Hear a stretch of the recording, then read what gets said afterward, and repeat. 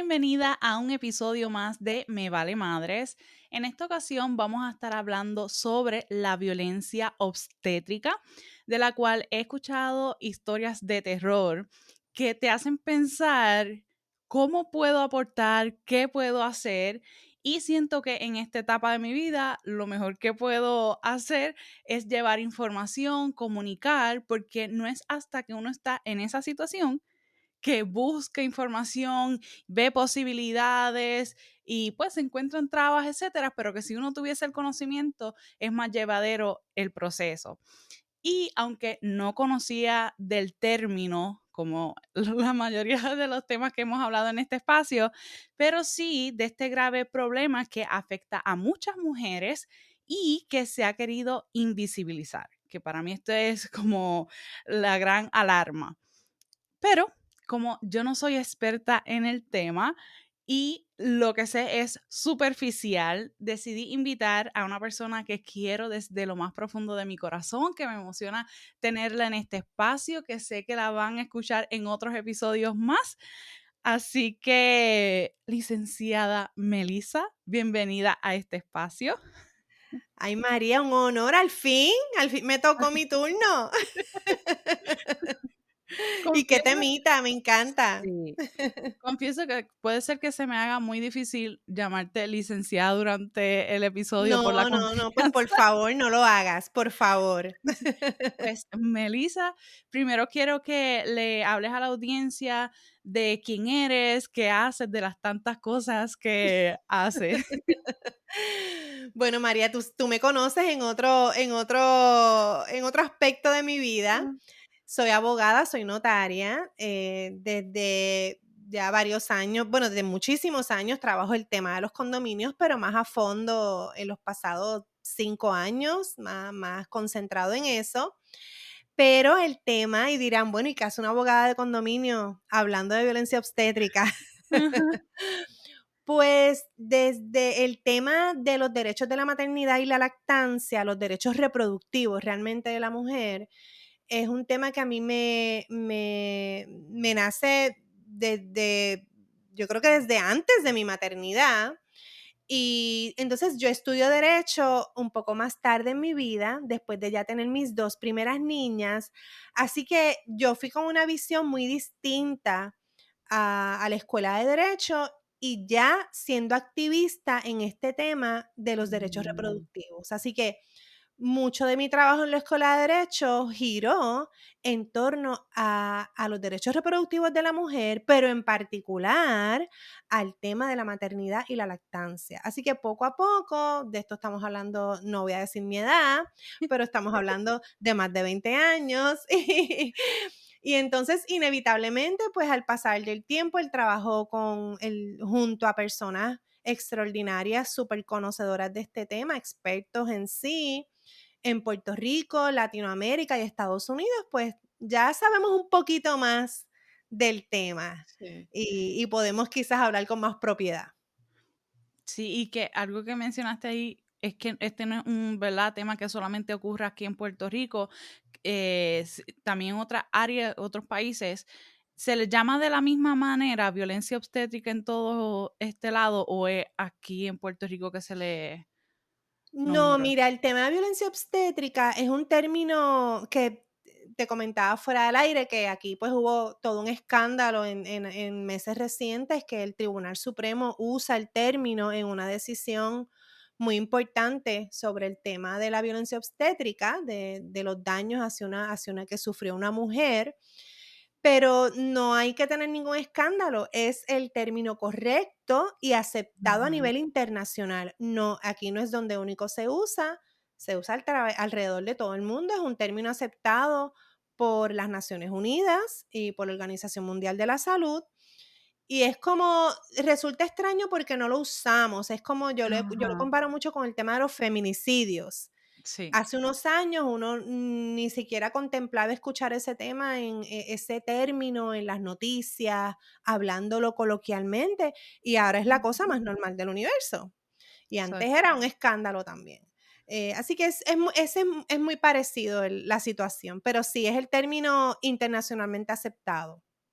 Y es interesante que si la Organización Mundial de la Salud lo llama violencia obstétrica, aquí no quieren nombrarlo de esa manera y quieren tapar la realidad. Bueno, tú sabes que nosotros nos encantan los eufemismos y el lenguaje es bien poderoso. El lenguaje es una de las primeras herramientas que una sociedad usa para visibilizar o para invisibilizar un asunto.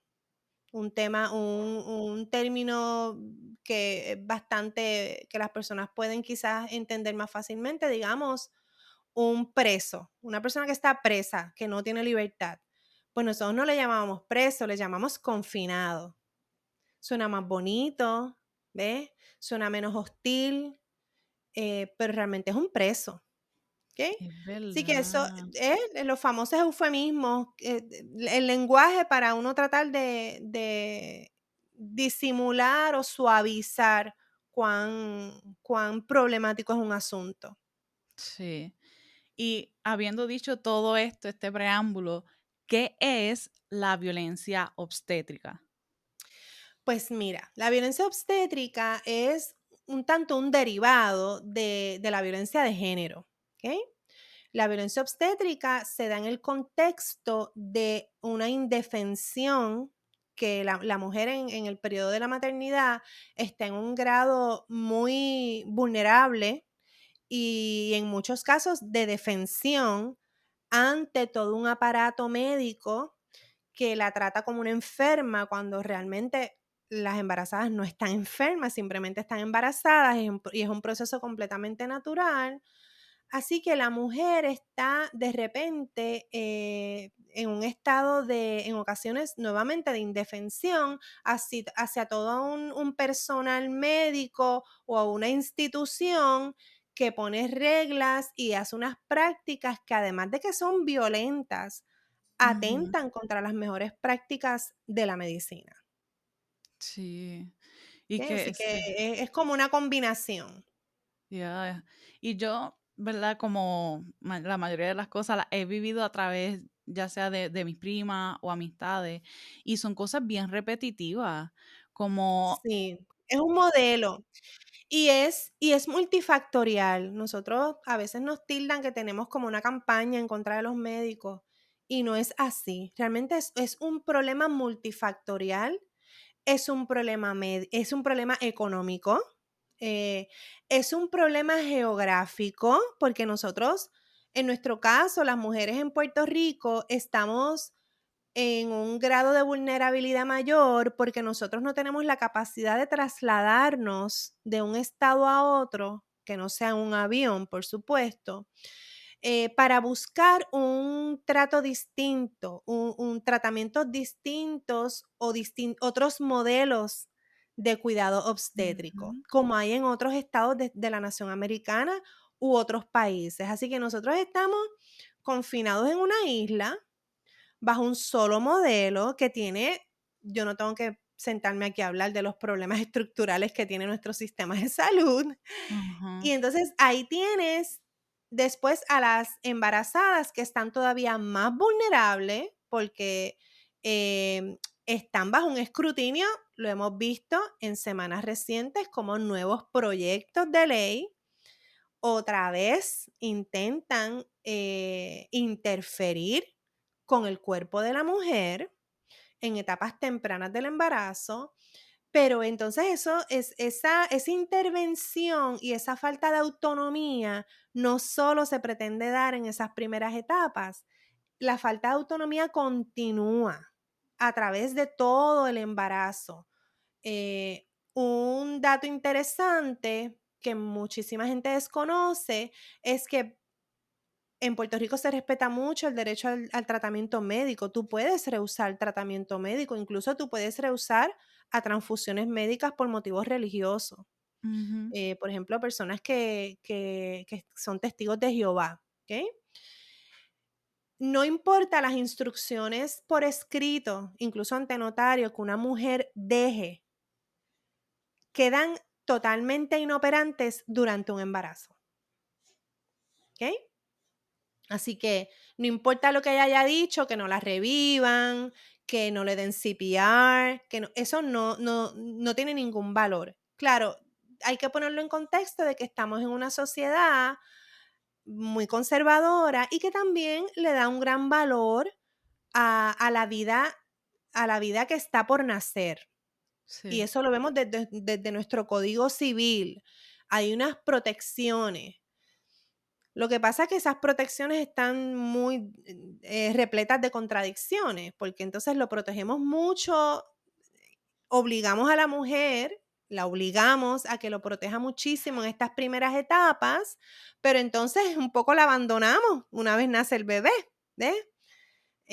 Así que es un tema bien complejo, pero volviendo a la violencia obstétrica, pues otra vez son las mujeres las que paren, así que es una violencia bien específica, porque no se trata tampoco de una violencia necesariamente de golpes o Exacto. psicológica, sino es una violencia de trato en el hospital, de utilizar medidas, de utilizar fuerza, de no darle el mejor tratamiento a la mujer, de no darle opciones y de no orientarla.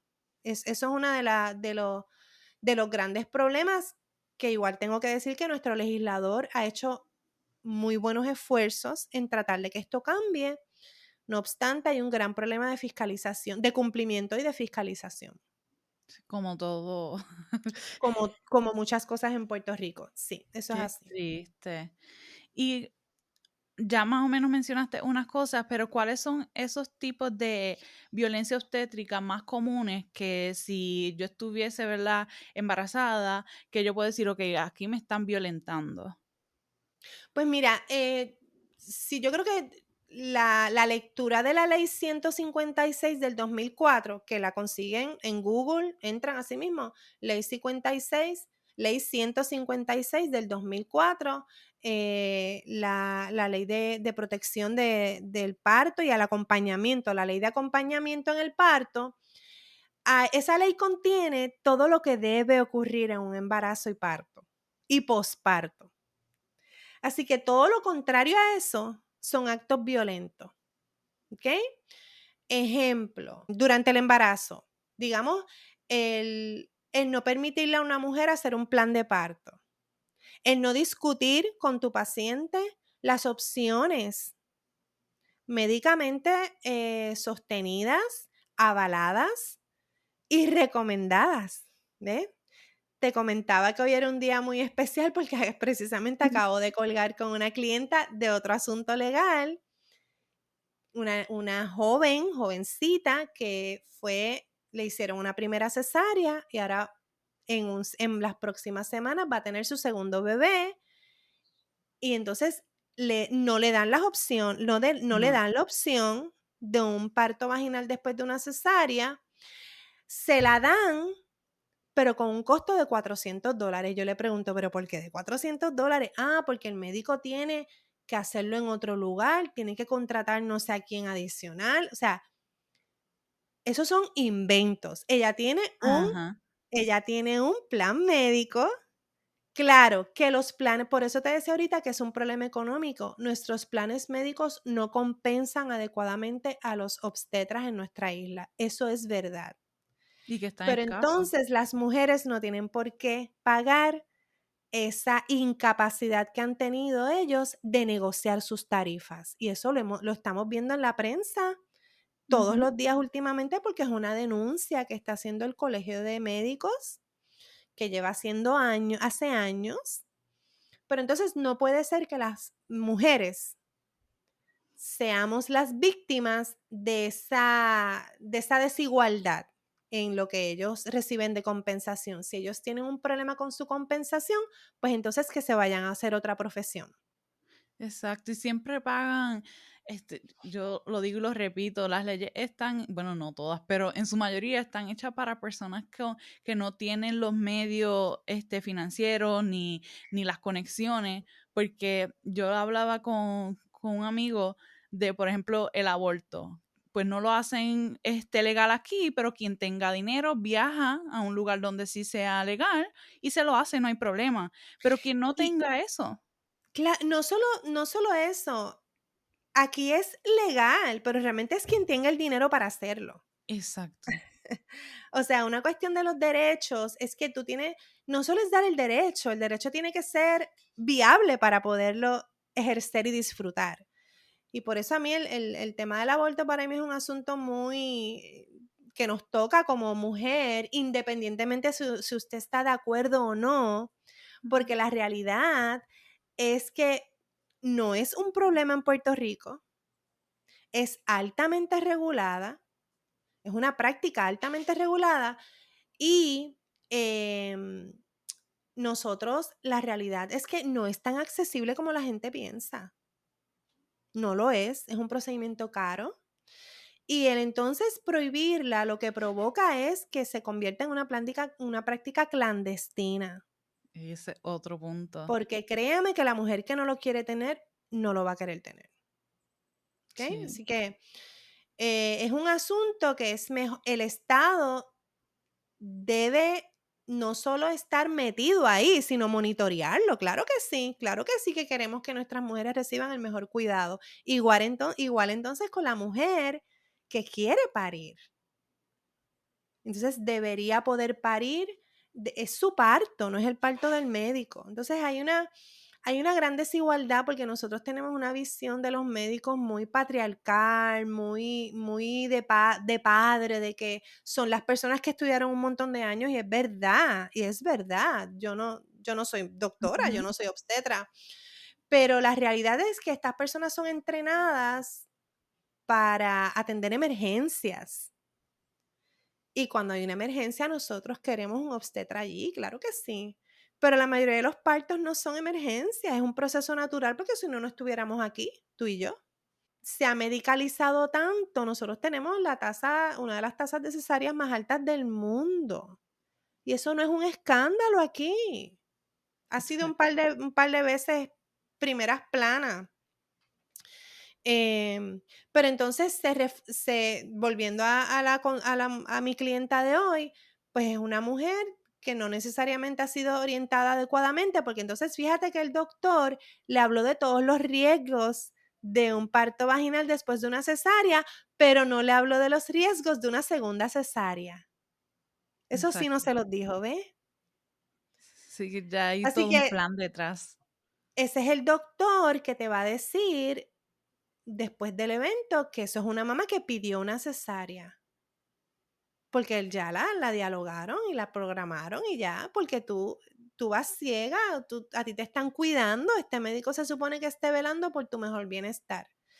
Y cuando tú vas a las indicaciones de la Asociación Americana de Obstetras y Ginecólogos de Estados Unidos, aquí están muchos en total incumplimiento con sus propias Sí, organizaciones, con sus propias organizaciones. Así que pero otra vez un tema económico, un tema complejo, y tampoco nosotros aquí tenemos una ley de partería, que entonces eso crea otro problema también, porque aunque están operando y la verdad que hacen un trabajo maravilloso, tenemos un problema de traslados a los hospitales cuando el caso se complica, cómo el hospital las recibe, las mamás son sumamente maltratadas por tomar una decisión de parir en casa cuando estás en tu perfecto derecho.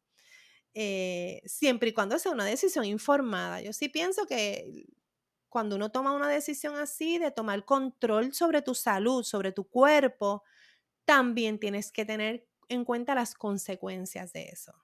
ajá. Eso es asumir responsabilidad, salga bien o salga mal. ¿Y qué se hace, por ejemplo? Hablaste de las parteras que escuché hace poco de una persona que ya quería tener su partera en el parto, en el hospital, pero iba a estar su doctor más ella, pero él no quiere que ella esté. So ella ahora no va a estar porque no se lo permiten. ¿Qué se hace en ese tipo de casos? Bueno, hay un matiz de posibilidades. Uno, ahora tenemos el problema pospandémico de que aunque la ley 156 habla de que debe estar presente en el parto la pareja, independientemente de quién sea, la pareja, la mamá, la persona que la mamá escoja, Y la dula, puede estar una dula que es una acompañante durante el proceso de parto, ¿ok? Ahora con el problema del COVID, eso se ha limitado a una sola persona en muchos lugares, no en todos. Y entonces el trabajo de las dulas se ha visto bastante afectado. Muchas dan apoyo virtual, apoyo en casa, pero una vez llegan al hospital, en ocasiones no pueden acompañar a esta mamá y pues tienen que entrenar al papá para que haga ese rol que no debería ser el rol del papá. Pero muchos lo hacen muy bien, muchos lo hacen muy bien. En cuanto al trabajo de una partera dentro de un hospital, pues la realidad es que no podemos perder de perspectiva que dentro de una institución hospitalaria, el responsable de ese cuidado de la paciente es el médico. Ese es el sistema que nosotros tenemos legal. Mm. Es el médico y es el hospital. Entonces, igual te tengo que decir como abogada que yo, siendo abogada del hospital, abogada de toda esa operación, yo no voy a permitir necesariamente que una persona que no, yo no sé quién es, yo no responde a mí, Sí. tenga alguna participación e inherencia en ese proceso como partera que no debería. Como dula y acompañante, fabuloso. Pero como partera, la realidad es que aquí no tenemos legislación para que ellas trabajen y entonces eso crea un problema de responsabilidad. Precisamente ese caso que se decidió en el 2022 por el Tribunal Supremo, se le impuso responsabilidad al médico y al hospital, ¿ok? Por estar programando una cesárea a destiempo por unas vacaciones que tenía el médico. Claro, y este caso tuvo consecuencias trágicas, que fue que el bebé murió, Oh, sí, y que ¿ok? todavía él está operando ese caso. ¿Cómo? Es ese caso en el que todavía ese médico está operando, renovó licencia. Bueno, eh, no, desconozco al día de hoy. Eso varía. Como te digo, los castigos o las consecuencias de las acciones de los médicos, como en el caso de cualquier otro profesional, los abogados, pudiera variar la sanción. Desconozco ese caso, en el caso de ese médico en particular, Ujú. ¿ok? Y desconozco el colegio de médicos que hizo al respecto. Sí, pues yo estaba Pero, escuchando la ajá, noticia y es este médico que le dijo que había que adelantarle, yo creo que ya tenía 7 meses, si no me equivoco, porque no iba a estar, así que había que hacerle la cesárea, se la programó, murió el bebé, eso pasó hace 6 años, y entonces no se han tomado medidas, no han hecho investigación. disciplinaria. Ajá. Pero es el mismo caso, pues esto ocurre Pues tan no sé frecuente, por eso si, te pregunto. pues no Ocurre estoy bastante segura. frecuente. Y es importante que las mujeres que te están escuchando sepan que ya desde hace varios años ya hay unos parámetros claramente establecidos de cuándo los obstetras pueden intervenir con un embarazo. Hay unos términos, unos indicadores, unas semanas, y esto está ya claramente establecido. Claro, hemos encontrado que le han dado algunos cierta vuelta al asunto, pero este caso que decidió el Supremo en el año 2022 precisamente nos recuerda que eso es una clara violación a los derechos de Ujú. esa mujer, los derechos del niño, que no los podemos dejar a un lado tampoco. O sea, todas estas intervenciones afectan a un niño que no tiene voz ni voto en nada de esto. Afecta a toda una familia, se afecta extraordinariamente la lactancia, que eso Sí. también es un derecho de ambos, y estás condenando a una mujer, porque si difícil es encontrar un obstetra que permita que un parto fluya de manera natural, los puedes contar con los dedos de una mano los que están dispuestos a hacer un parto vaginal después de una cesárea. Sí. Así que nosotros estando en una isla, por eso es que es tan importante evitarse esa primera cesárea. Esa es la cesárea más importante que uno tiene que evitar. ¿Que las cesáreas salvan vidas? Sí, claro que sí que salvan vidas, pero tienen que llevarse a cabo según las indicaciones y los parámetros establecidos. La Organización Mundial de la Salud ha determinado que un país no debe tener una tasa de cesárea mayor, debe una tasa de cesárea entre el 12 y el 15%. Eso es una tasa aceptable. Si tienes una tasa menor, probablemente estás teniendo mujeres que necesitaban una cesárea y no se les hizo a tiempo. Y hay países bajo esas condiciones, países muy Oh, pobres. Si tienes una tasa de cesárea mayor, tienes un problema de que se están haciendo demasiadas cesáreas, con todas las complicaciones que eso puede tener. Yo creo que ya lo vemos tan natural, sobre todo en tu generación, sí, lo vemos como sacarnos una muela y no lo es una cirugía mayor con consecuencias extraordinarias para la mujer en su futuro reproductivo y después en los años por venir. Y también con consecuencias potencialmente graves para el bebé. Y bueno, los casos que vemos más dramáticos, que es cuando, como el que tú describes, que se hace una cesárea muy temprano y realmente estás trayendo al mundo un bebé prematuro, con todo lo que eso implica. exacto. Y de esto que mencionas, como varios puntos. El primero es que esa persona, ¿verdad? No sé si ella sabía lo que tú explicabas aquí, que tú puedes decir, no, yo no quiero eso, a negarte a que te realicen la cesárea si no era necesario, porque pues uno confía en ellos porque son los que saben y el desconocimiento es lo que nos pone en una posición vulnerable y es triste. Sí, sí, exactamente. Y no podemos olvidar que es una relación de poder, es una relación desigual, así que no es tan fácil decir que no. Ya. Porque después, No ¿quién es me va a tan atender? fácil. Y todas hemos sido víctimas de eso. No es tan fácil decir Sí, que no ante una situación de cuidado médico. No es tan fácil decirle que no a un hombre, porque no olvidemos que la mayoría de los obstetras son hombres. sí, Y algunas de las que hay mujeres están educadas bajo el sistema patriarcal yo he escuchado expresiones de obstetras, mujeres que me dejan fría, ¿ok? Así que es una relación muy desigual. Por eso la importancia de que las mujeres se eduquen desde etapas bien tempranas del embarazo y busquen esa persona que les dé opciones y se eduquen para que hagan las preguntas adecuadas. Usted entra a Google y ahora con la inteligencia artificial ni me imagino, hay libros y hay información extraordinaria de las preguntas que uno le puede hacer a un obstetra. Esto es como irse de shopping. Esto es como irse de shopping. Usted no compra el carro que quiere venderle usted, el primer vendedor de un dealer que usted va a comprar un carro. Usted va a comprar el carro que usted decide. Es lo mismo.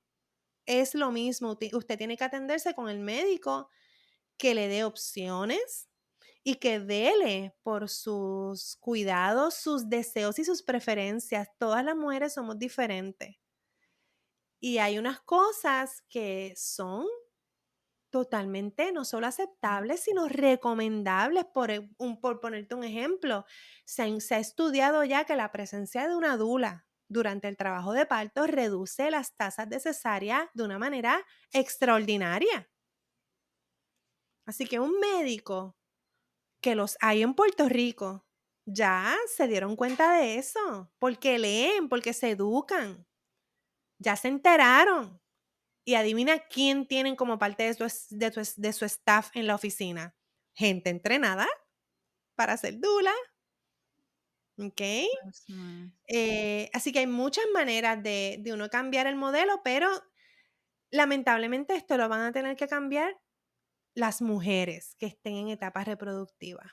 Sí, y que se habla solamente del área, ¿verdad?, de salud física, pero a nivel emocional, en el Oh, desarrollo de ese niño, esa niña, es heavy. O sea, cuando yo tomé el curso de desarrollo humano, que me adentré en esa área, fue como que, wow, ahora yo entiendo por qué X persona pues le suceden a nivel emocional X cosas y todo tiene que ver con el antes, durante y después de ese embarazo.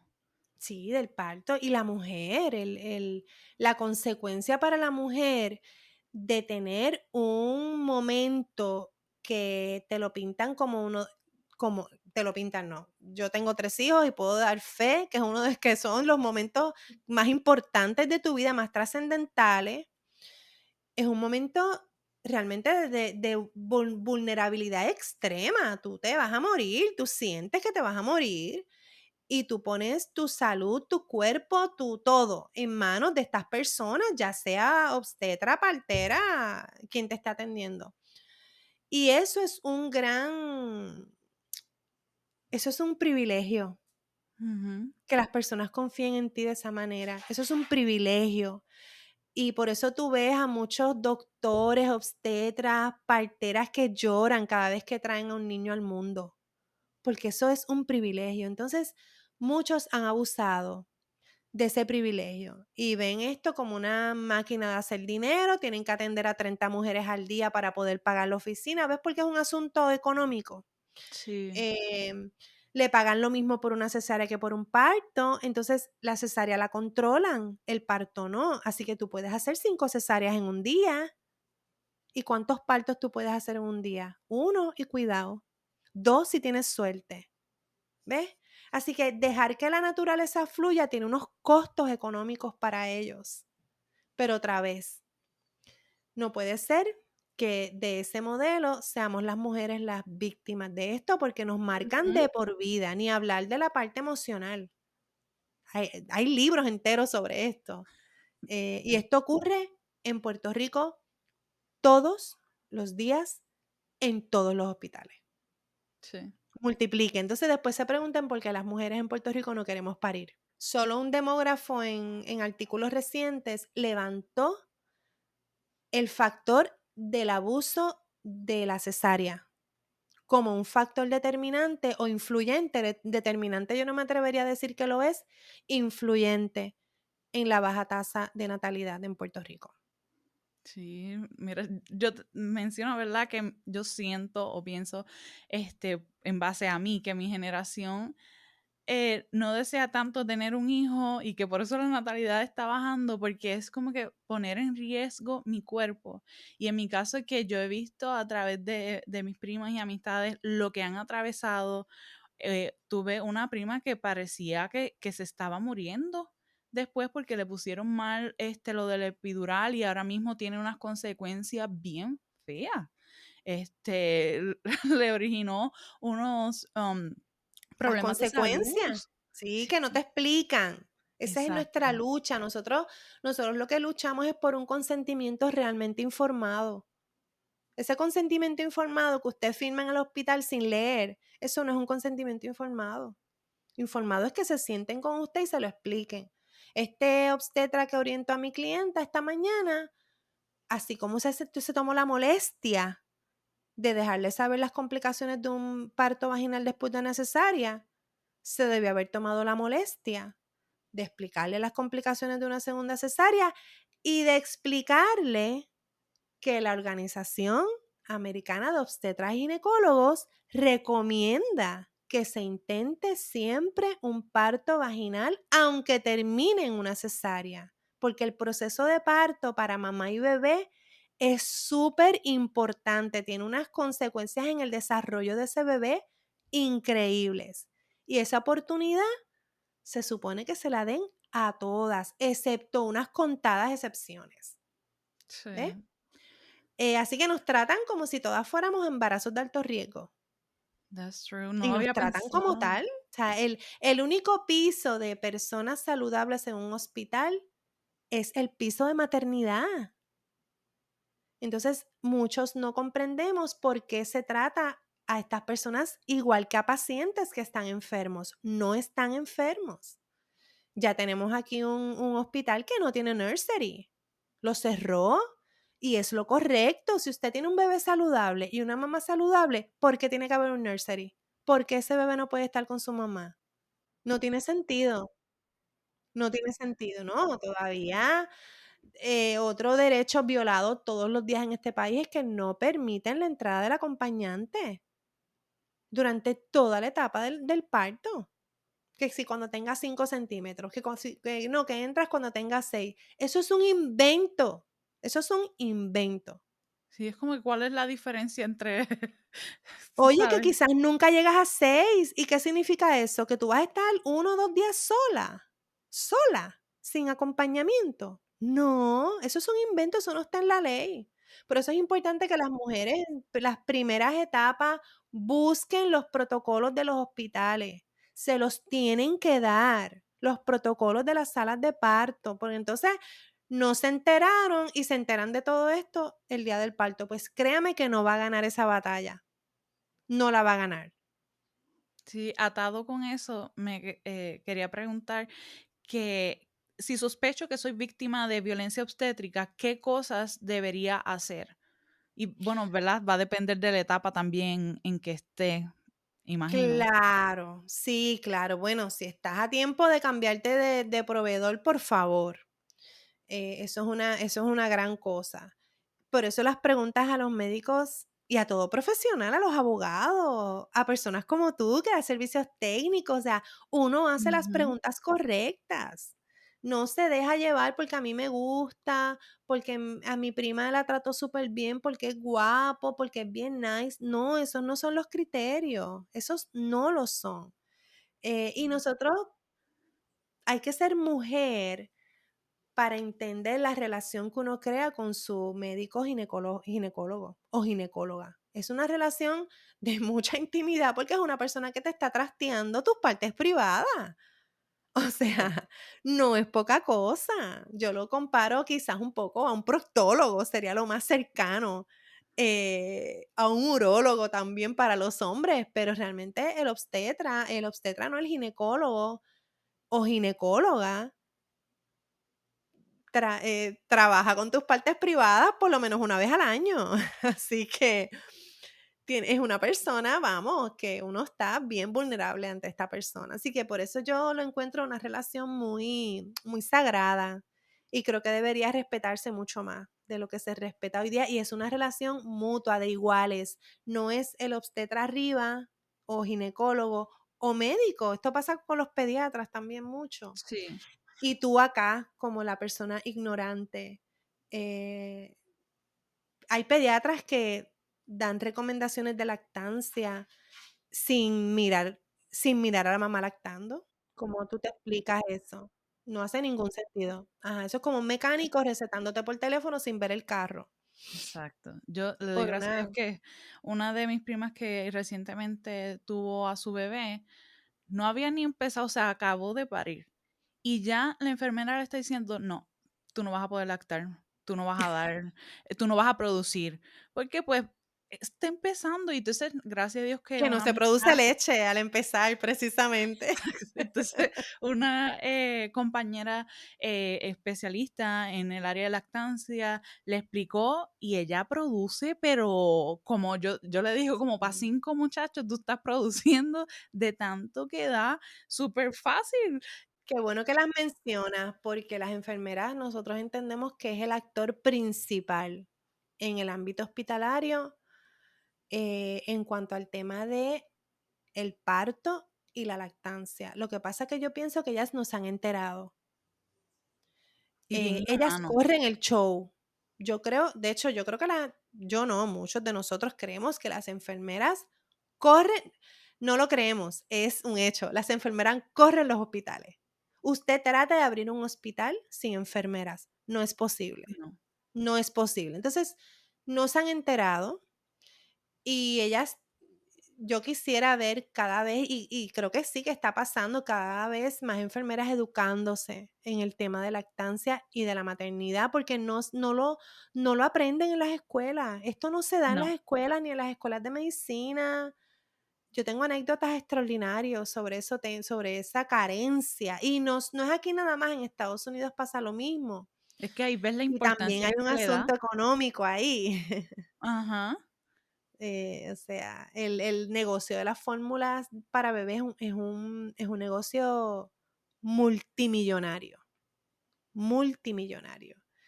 Y nosotros estamos sujetos a las regulaciones de comercio de Estados Unidos, así que no podemos tener unos controles que otros países sí pueden tener. Pero Y, eso es otro podcast. y es fuerte porque ahora me vino a la mente, creo que fue el año pasado, por lo del el año pasado, no sé bien cuándo, sé que tuvo que haber sido por lo del COVID, que no había fórmula, no Sí, había una no había escasez grande. fórmula por el problema de que hubo de suplido, que lo hay todavía, nosotros lo vemos en los supermercados. Sí hubo una crisis, Entonces cuando la gente está realmente empujando a eso.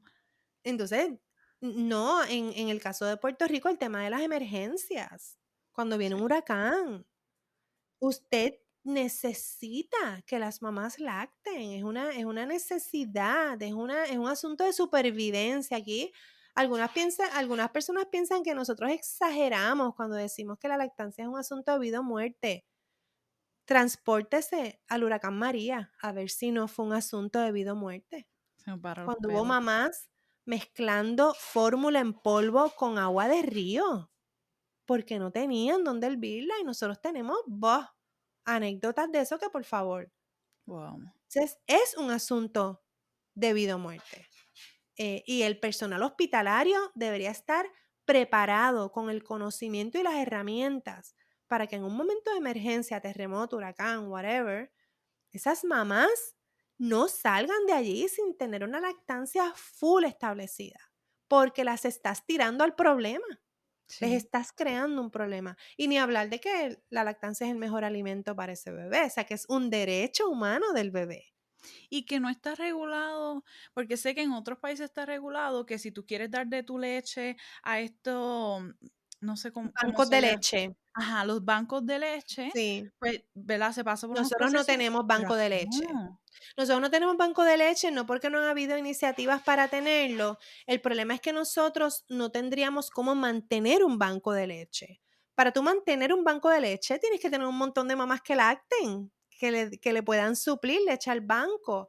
Y nosotros no tenemos eso. Nuestras tasas de lactancia son bien bajas. El mejor ejemplo de eso lo tiene Brasil. Brasil tiene los cuerpos de bomberos como los designados para recoger la leche entre las mujeres que lactan y se extraen y suplir a los bancos de leche. Wow. Brasil ya tiene todo un sistema de bancos de leche, pero es porque tienen toda la logística ya Ujú. montada, ¿ves? Pero Wow. nosotros no tenemos ni siquiera las mamás que dan teta. Imagínate mamás que se saquen Sí, para un para... banco de leche. O sea, no es viable. Aquí todavía eso no es viable.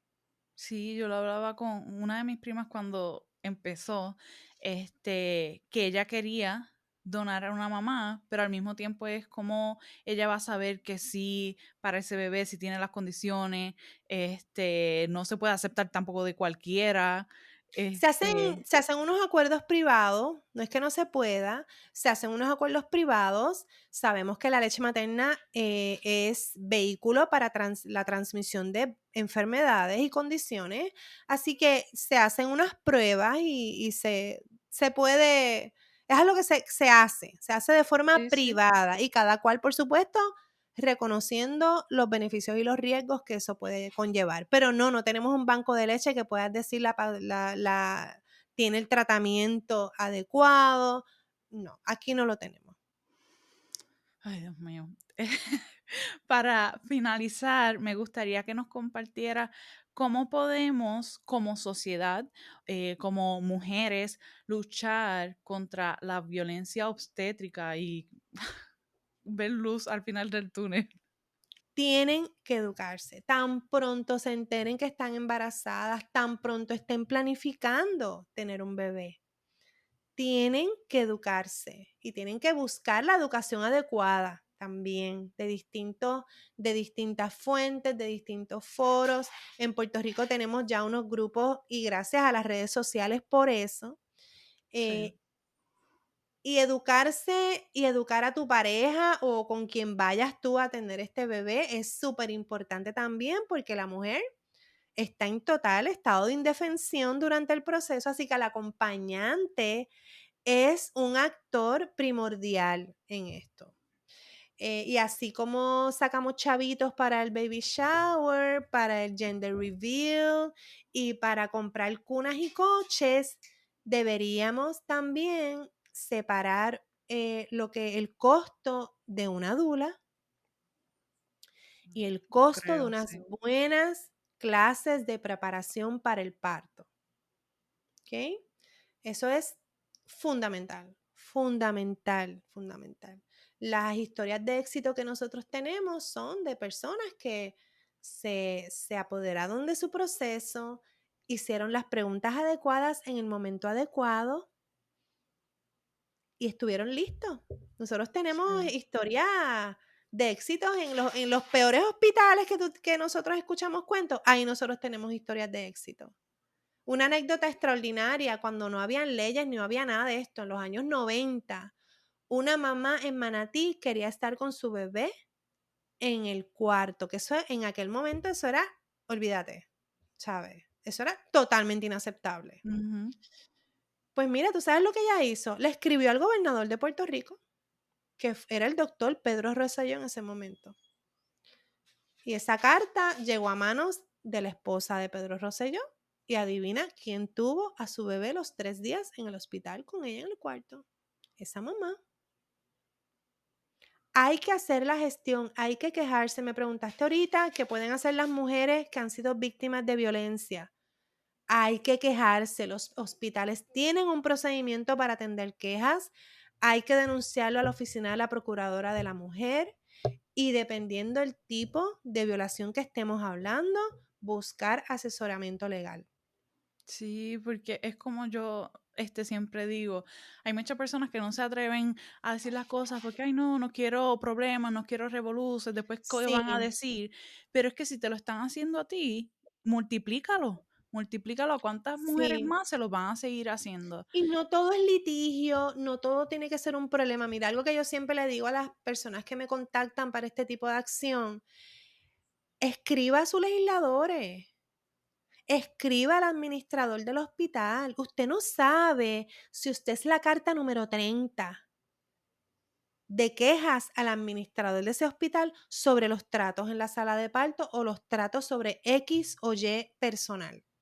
Usted no lo sabe, usted piensa que usted es la única. No, así es que han Ujú. cambiado las cosas. Igual en Exacto. su en el legislador, los legisladores, el senador, usted no sabe si usted es la carta número 50 que recibe ese legislador sobre un hospital en su distrito. Así han habido grandes cambios a través de la historia con estos asuntos que parecen ser invisibles, pero no lo son. En este tema de lactancia, el estado más avanzado somos Nueva York. En temas de legislación, somos Nueva York y Puerto Rico. Si nosotros fuéramos estado, nosotros tenemos muy buenas leyes, el problema es la implementación. ¿Cómo se entera la congresista Mahoney que la lactancia era un issue entre las mujeres de Nueva York? Pues lo pusieron en el website. Yo te estoy hablando en los años 2000, finales de los 90, principios de los 2000. La página de esta senadora se escrachó, dejó de funcionar de tantos mensajes que recibió de mujeres con problemas de lactancia en los trenes, en los museos, en los restaurantes, en las oficinas de gobierno, en sus lugares de trabajo. Hoy día, eso es uno de los temas que esta congresista más trabaja. Ella Wow. escuchó a Pero si no sus, se grita. pero si no nos quejamos, no pasa nada y seguimos siendo invisibles. Por eso es tan, tan importante. Y si usted no es de los que va a marchar y no le gusta, hay montones de maneras de quejarse. Además de las redes Exacto. sociales también, pero eso es otro asunto. Quéjese con los canales que hay. Existen, el Departamento de Salud también tiene un procedimiento de querellas. Búsquelo, hágalo, porque usted no sabe si usted es esa gotita que era la que faltaba para que Documente. hayan cambios en ese lugar. Y que documenten todo. Eso es algo que a mí me ha ayudado Por mucho. supuesto, Día tal, por con tal supuesto que sí. persona, a la hora tal, en el lugar tal. Entonces, porque pues uno va perdiendo memoria en el proceso, Y el pero acompañante, por eso es tan importante. sí. Nosotros tuvimos una vez un papá que en un hospital, el parto duró como 3 días que no se escandalicen, eso es normal. Y ese papá, a esa mamá no la tocaba nadie, sin que él estuviera ahí viendo qué le estaban poniendo. Esa mamá comía, esa mamá hacía de todo en esa sala de parto. Y él estaba ahí como un guardián. Él leyó más libros sobre el proceso de parto que ella. Él se educó más que ella. Ella decía que ella ya tenía suficiente con estar cargando la barriga, que se educara él, que leyera los libros él. Él lo hizo. Y fue ese guardián, claro, no era una persona hostil, se discutió con el médico antes, ya el personal del hospital sabía que él venía por ahí con su esposa y él hizo lo que tenía que hacer. Nosotros tenemos que proteger nuestras mujeres. That's true. Bueno, para ti que nos escucha o nos estás viendo, me encantaría que nos dejaras en los comentarios qué te pareció este tema y qué te llevas de este episodio. Melissa, gracias. Me siento tan llena del corazón y Un espero que este placer. episodio sea el primer paso para que se eduquen, busquen más información y seguir la lucha. ¿Dónde pueden conectarse, escucharte contigo? Claro que sí. Pues mira, me consiguen en las redes bajo Melissa Pellicier. También yo tengo 2 podcasts, Entre Leyes y Café, que trato algunos de estos temas en los primeros episodios, y también trabajo muy de cerca el tema de los condominios, así que embarazadas que viven en condominios, pues ahí tienen esa opción también, que es Tu Condominio al Día. También consiguen información sobre estos temas en la página de la Coalición para la Lactancia Materna. Y ya en el mes de mayo, no sé cuándo esto salga publicado, para el 5 de mayo, es el Día de la Partera. Así que Oh. también van a estar viendo muchísimas publicaciones de mucho valor en cuanto a este tema. Así que toda esa información voy a estar enviándola por email. Así que si quieres recibir información de los invitados, información extra y demás, regístrate en quetevalgamadres.com/newsletter. Hasta la próxima. Bye.